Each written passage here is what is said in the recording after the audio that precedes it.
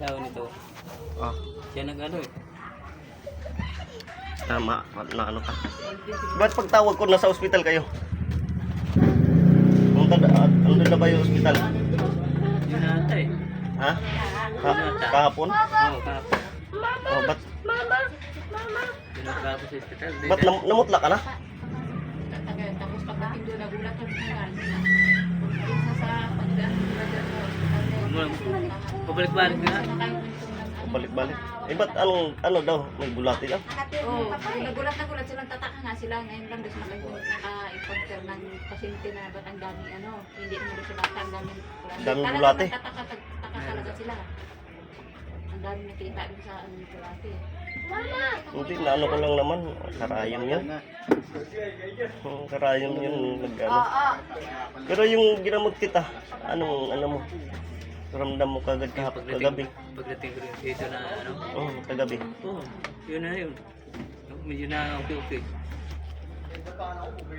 Tatlong gamutan kasi yan. Kailangan maano. Kasi pag-uwi ka na Tapos kaninang umaga. Kaninang umaga? Oo, okay na.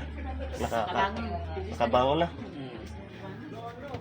Hindi na kailangan nila. Kaya nga sinasabi ko pag video call, hindi ko mapapatay yung mambabarang.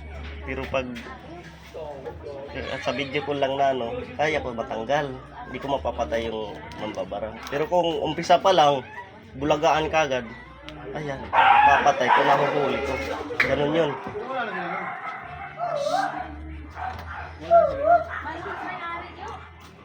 Basta yung bawal ko, huwag muna. Yun ang pinaka-importante. Ayaw kong bumalik. Kasi pag... Oo, hanggang bukas lang naman. Tapos nun, Bawal mag-ano nun? Bawal yan. Yung yung may tuyo, huwag muna. Hanggang bukas lang naman. Sunod na araw, pwede na. Yan ang ano nun. bawal pa yung suka at saka tuyo. Oo, huwag muna. Yung sa ulam, pwede ka naman magtinula lang muna, gulay. Huwag lang yung may tuyo. Oo. Yun ang pinaka-importante.